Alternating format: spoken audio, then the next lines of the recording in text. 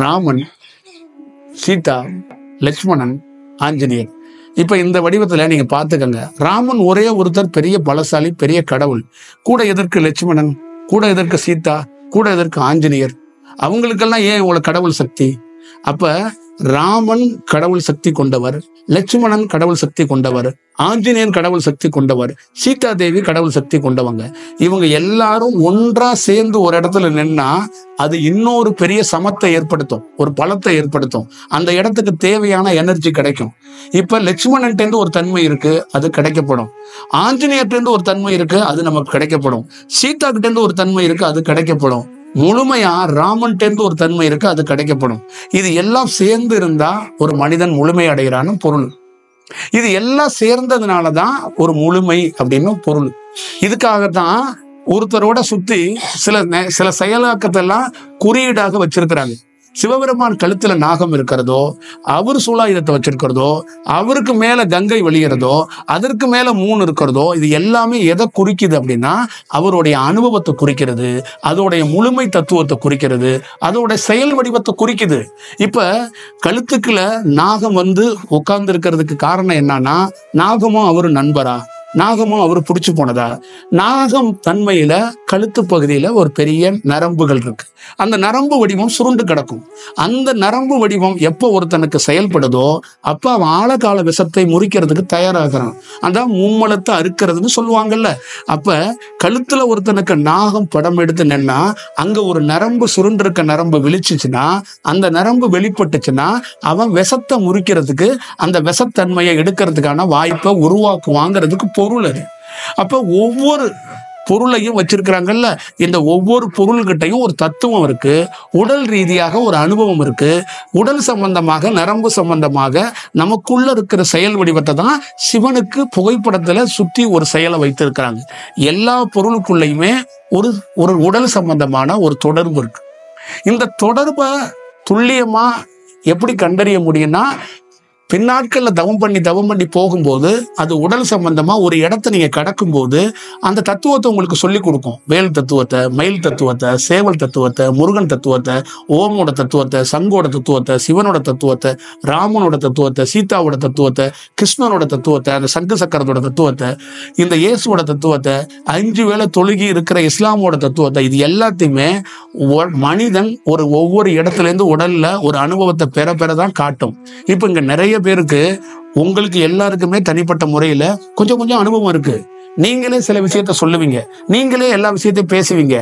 அது எதற்குன்னா உங்கள்கிட்ட கிடைச்சிருக்க அந்த அனுபவத்திலிருந்து அது உங்களுக்கு தெரியப்படுது, காட்டப்படுது. இல்ல அதை நீங்க யோசிக்கிறீங்க, அதை ஆராய்ச்சி பண்றீங்க. அதே நீங்க அடுத்த ஸ்டெப்புக்கு மூவ் ஆனீங்கன்னா அந்த இடத்துல இருந்து இதோட பெட்டரா உங்களுக்கு காட்டி கொடுக்கும்.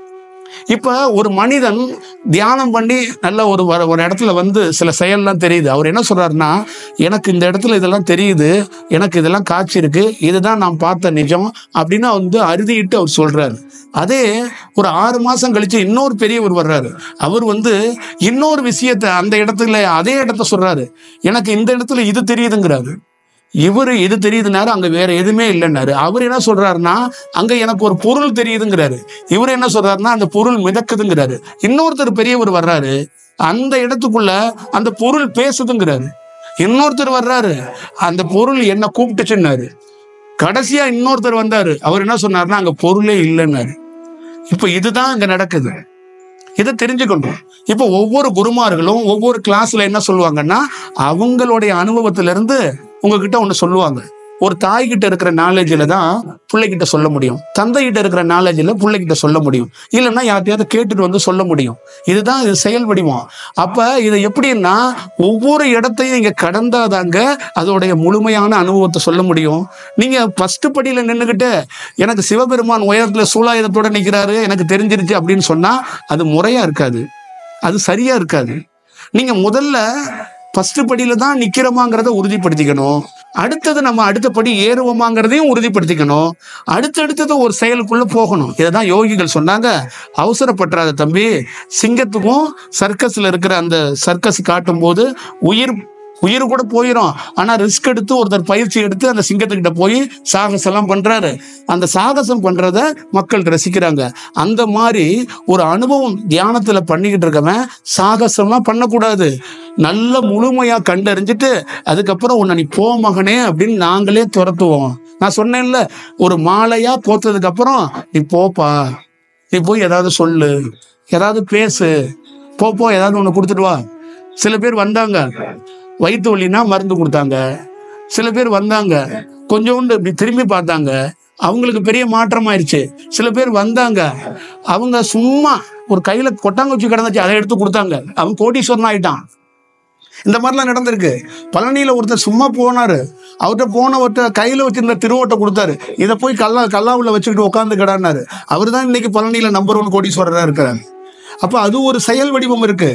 இதுக்குன்னு ஒவ்வொருத்தர் வருவார், ஒவ்வொருத்தர் செயல் வடிவம் சொல்வார். பெரிய நோயோட ஒருத்தன் கேன்சரோட வந்தான், மண்ணள்ளி கொடுத்து தின்றான்னாரு, சரியாயிட்டான். அதுக்காக எல்லா கேன்சர் பேஷண்டும் அவர்கிட்ட போய் நிக்க முடியாது. அப்ப யார எந்த காலகட்டத்துல அவர் யாரும் அவரை பார்க்கறதுக்குன்னு ஒரு அமைப்பு இருக்கு, அது அமைக்கப்படும், அது ஒரு செயல் வடிவம் நடக்கப்படும். அப்ப இங்க நம்ம என்ன கத்துக்கணும்னா, 10% நமக்கு தெரிஞ்சிருக்கிறது சரியா, 100% தெரிஞ்சுக்கிறது சரியாங்கிறத நம்ம பார்த்துக்கணும்.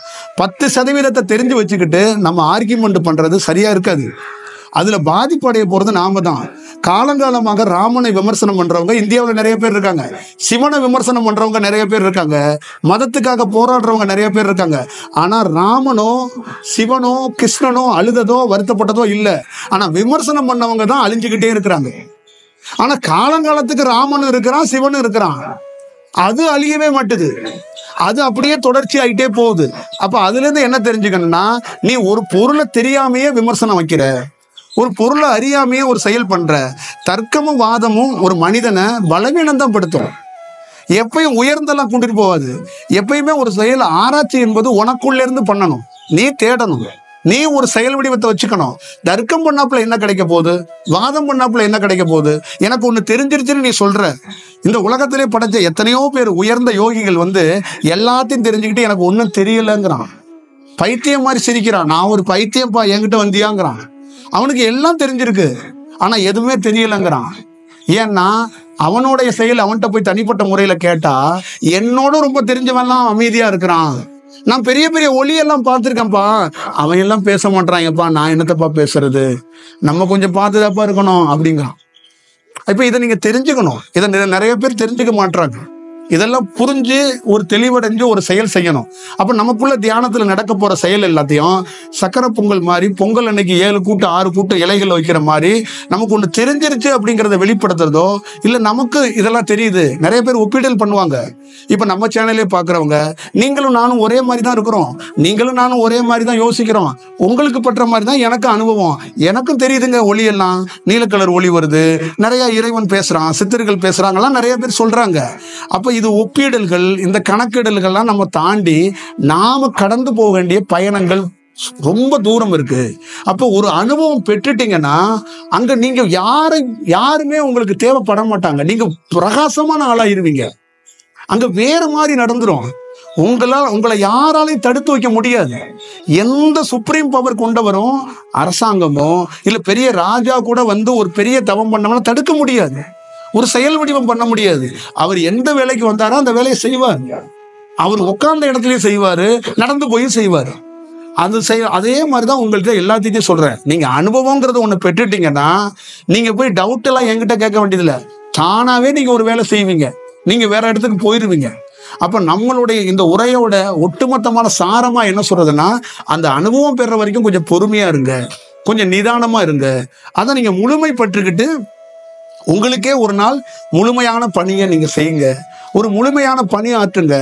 இப்போ நம்மளுடைய செயல் என்னன்னா, ஒரு இல்லறத்துல இருக்கிறோம், ஒரு குடும்பத்துல இருக்கிறோம், ஒரு ஆபீஸுக்கு வேலைக்கு போறோம், பசங்களை படிக்க வச்சுக்கிட்டு இருக்கோம். இப்ப நம்ம கிட்ட என்ன இருக்கணும்னா, ஒரு நல்ல பாசிட்டிவ் தன்மையில நம்ம குழந்தைய உருவாக்குறதும் நம்ம செயல் வடிவத்தை உருவாக்குறதும், முன்னாடி நம்ம வளர்ந்த போது எப்படி இருந்தோம், இந்த தியானத்துக்கு அப்புறம் நம்ம எப்படி மாறி இருக்கோங்கிறத கத்து வச்சுக்கணும். இந்த செயல் வடிவத்திலிருந்து நல்ல ஒரு தன்மைகளை உருவாக்கி வச்சுக்கணும். அப்ப நீங்க தியானம் பண்ணி காசு பணம் சம்பாதிக்கலனாலும் பரவாயில்ல, உங்ககிட்ட ஒரு பாசிட்டிவ் தன்மை இருக்கு, உங்ககிட்ட பேசணும் போல தோணுது, ஒரு 10 நிமிஷம் உட்கார்ந்துருக்க போல தோணுதுன்னு ஒரு பொண்ணு சொல்றாங்கன்னா நீங்க அங்க ஜெயிச்சிட்டீங்கன்னு அர்த்தம். அதுதான் வேணும், அதுதான் செயல் வடிவம். அது பல செயலை உருவாக்கி கொடுக்கும், பல செயலாக்கத்தை உருவாக்கி கொடுக்கும். இது உண்மை தன்மை. இந்த இடத்துக்கு நம்ம வர்றோம், இந்த இடத்துக்கு வர்றதுக்கு நம்ம ஏதாவது வேலைக்கு போயிருக்கணும்ல, யார்ட்டையாவது டொனேஷன் பண்ணியிருக்கணும்ல, இல்லை யார்ட்டையாவது ஒன்று கேட்கணும்ல. அப்போ இங்கே வர்றதுக்கான ஒரு ஏற்பாடு நடக்குதுன்னா நல்ல தியானம் அதை செஞ்சு கொடுக்கும். ஒரு மனிதரை செய்ய வைக்கும், அவருக்கு செய்வோங்க, ஏதாவது அவருங்க போகட்டும் அப்படின்னு ஒரு செயல் இருக்குல்ல, அந்த செயல் உங்க வாழ்க்கையிலேயே நடக்கும், உங்க செயலுக்குள்ளே இருக்கும். ஒரு பேங்க்ல லோன் போட்டிருப்பீங்க, லோனுக்காக பல நாள் அலைஞ்சிருப்பீங்க. ஒரு மனிதன் நல்ல தன்மையில் இருக்கிறான்னா அந்த பக்கமா கார் போனது ஒரு நாள் உங்க வீட்டு வாசல்ல நிற்கும். இறங்கி ஒருத்தர் வருவாரு, வந்து உங்களை பார்ப்பாரு. நான் தான் இந்த பேங்க் மேனேஜர், இந்த பக்கமா போனேன், நீங்க பல நாள் இந்த பேங்க் விஷயமா நீங்க சொல்லிட்டு இருக்கிறதா நான் கேள்விப்பட்டேன், அந்த லோன் சேங்ஷன் ஆயிடுச்சு, நீங்க நாளைக்கு வந்து வாங்கிக்கங்க. அதை நான் வந்து இந்த பக்கம் போகும்போது உங்க வீடுன்னு அந்த டிரைவர் சொன்னாரு, அதான் இறங்கி வந்து பார்த்துட்டு போறேன், நல்லா இருக்கீங்கல்ல, ரொம்ப நாள் கஷ்டப்பட்டிருப்பீங்க, மறுக்க எதுவும் ஃபீல் பண்ணாதீங்கன்ட்டு போயிடுவார். அப்ப நீங்க என்ன சொல்லுவீங்கன்னா அந்த லோனே கிடைக்காது அப்படிங்கிற இடத்துக்கு கூட போயிருவீங்க. ஆனா உங்களுடைய நல்ல தன்மை இன்னொரு உயிரை வர வைக்கும், இன்னொரு பொருளை வர வைக்கும். இததான் யோகி சொன்னா, நல்ல தன்மை இருந்தா ஒரு பொருள் வருது, ஒரு உயிர் வர்றதா சித்துன்னா. ஒரு உயிர் இன்னொரு உயிரை ஈர்க்கிறது பேரு தான் சித்து. ஒரு உயிர் இன்னொரு உயிரை உருவாக்குறதுக்கு பேரு தான் சித்து. இந்த உலகத்துல ஒரு படைப்பு தான் உருவானுச்சு, ஒரு படைப்புல இருந்து தான் இன்னொரு படைப்பு உருவாகும், ஒரு செயல்ல இருந்து தான் இன்னொரு செயல் உருவாகுது. அப்ப ஒண்ணுல இருந்து இன்னொன்னு உருவாக்கப்பட்டுக்கிட்டே இருக்கு. இதுதான் உண்மையான செயல். அப்போ உங்களுடைய செயல் என்னன்னா, நீங்க ஒண்ணு ஒரு நல்ல தன்மையை உருவாக்குனா, ஒரு 20-30 உங்களுக்கு 2 குழந்தைங்க தான் நீங்க நல்ல தியானத்துல உருவாக்குனீங்கன்னா 500 குழந்தைங்க வந்துருவாங்க உங்க வீட்டு வாசல். அம்மான்றுவாங்க, அப்பான்றுவாங்க, இறைவான்றுவாங்க, யோகின்றுவாங்க, குருன்றுவாங்க, இல்ல குரு அன்னைன்றுவாங்க, எது வேணாலும் சொல்லிடுவாங்க. அதுக்கு காரணம் நீங்க மந்திரம் வச்சிருக்கீங்க, காவி வெட்டி கட்டிருக்கீங்க, உத்தராட்சம் இல்ல, உங்களுடைய வளர்ச்சி, உங்களோட உயிருடைய தன்மை, அதோடைய வெளிப்பாடு, அதோடைய ஈர்ப்பு தான் அவங்க வந்து நிக்கிறாங்க. அரசியல் கட்சி தலைவர்கள் வீட்டு வாசல் பின்னாடி நிக்கிறது நம்பிக்கை, ஒரு யோகி பின்னாடி நிக்கிறது நம்பிக்கை இல்ல, ஈர்ப்பு. அது உயிரோட வெளிப்பாடு. தலைவன் கட்சி ஆரம்பிச்சா பிரசிடண்ட் ஆயிரலாம், கவுன்சிலர் ஆயிரலாம், எம்எல்ஏ ஆயிரலாம், எம்பி ஆயிரலாம்னு இந்த உலகத்துல இந்த ஊர்ல யார் வேணாலும் கனவு காணலாம். ஆனா ஒரு யோகி கிட்ட வந்து நிக்கிறவங்க அப்படி வரமாட்டாங்க. எனக்கே தெரிலங்க, அங்கிட்டு போனாங்க, உங்களை பார்க்கணும் போல தோணுச்சு, எனக்கு என்னென்னமோ நிறைய வேலை இருந்துச்சுங்க, என்னன்னு தெரிலங்க, ஒரு செகண்ட்ல இங்க நாங்க எழுத்து வந்து நிப்பாட்டிருச்சு.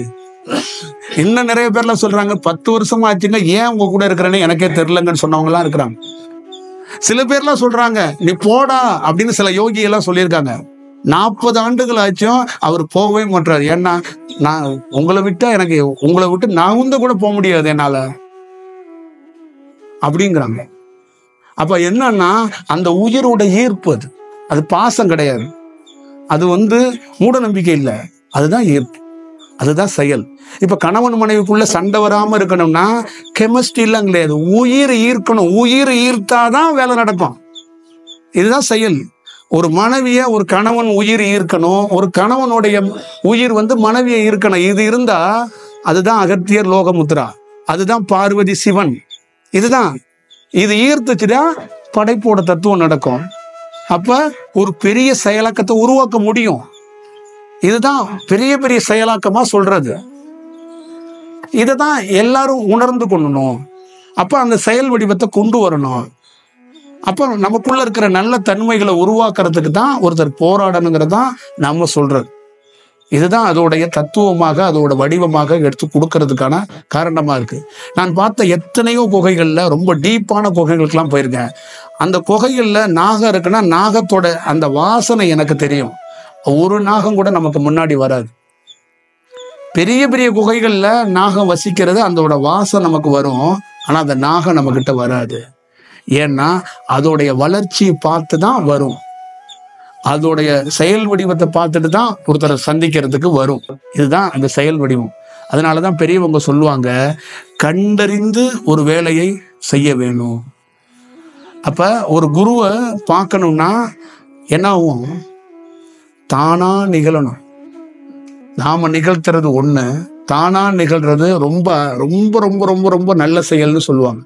இவரை நான் பார்த்தேன், தானா நடந்துச்சுங்க, என் வாழ்க்கையில நடந்த அத்தனை செயலும் அதுவா நடந்துச்சுங்க, அதுவா நடக்குதுங்க அப்படின்னா இதுதான் ஒரு நல்ல தொடர்புன்னு அர்த்தம், நல்ல செயல்னு அர்த்தம். நம்ம வாழ்க்கையில என்னைக்காவது ஒரு நாள் நிர்பந்தம் இல்லாம நம்ம குடும்பம் நடத்துறோம், நிர்பந்தம் இல்லாம நம்ம வாழ்றோம், நிர்பந்தம் இல்லாம பணம் சம்பாதிக்கிறோம் அப்படின்னு தோணிருச்சுன்னா அது நல்லது. நிர்பந்தத்தோட எந்த செயல் நடந்தாலும் அதை சரி செய்யப்படணும். நிர்பந்தம், ஒரு தாயாயிட்டோம், புள்ள கேட்கறது, அது ஒட்டாரம் பண்றது, அது எல்லாத்தையும் சரி செஞ்சாகணும்னு இருந்தா அது நிர்பந்தம். அந்த நிர்பந்தம் இல்லாத ஒரு நாள் இயற்கையா மாறுதில்ல, அதுதான் செயல் வடிவம். அது மாற்றப்படும். அதுக்கு தான் இந்த தியான வடிவத்தை பல நாள் காடு மலைகள்ல போராடி கண்டுபிடிச்சு இந்த செயலை கொடுத்தாங்க. அது மக்கள்கிட்ட இன்னைக்கு ஏன் கொடுக்கப்படணும்னா, மக்களும் இயற்கையோட வாழ்றதுக்கான ஒரு வாய்ப்பையும் ஒரு சந்தர்ப்பங்கள் வந்திருக்கு. அந்த மாதிரி இருந்தாங்கன்னா ரொம்ப நல்லா இருக்கும் அப்படிங்கிறதுக்காக தான் நம்ம சொல்றோம். இது எந்த அளவுக்கு உங்களுக்குள்ள போய் ஒரு வேலை செய்யுமா அப்படிங்கிறது எல்லாத்தையும் தாண்டி இது கொடுக்கப்பட்டாகணும், இது உங்ககிட்ட சேர்க்கப்படணுங்கிறதா நமக்கு கொடுக்கப்பட்டிருக்க வேலை. இப்போ ஆஞ்சநேயர் போய் சஞ்சீவி மலையை தூக்கிட்டு வந்தாரா வரலையாங்கிறதெல்லாம் தாண்டி அந்த செயல் வடிவத்துல மலையை தூக்கிட்டு வர மாதிரி ஆஞ்சநேயர் புகைப்படம் எல்லா இடத்துலயும் இருக்குல்ல, அந்த மாதிரி இது எப்படி செயல் வடிவமா மாறுங்கிறது எனக்கு தெரியாது. நான் இதை கொடுத்துடணும் உங்ககிட்ட, அவ்வளவுதான். இந்த இடத்துல இதை இறக்கி வைக்கப்படும்.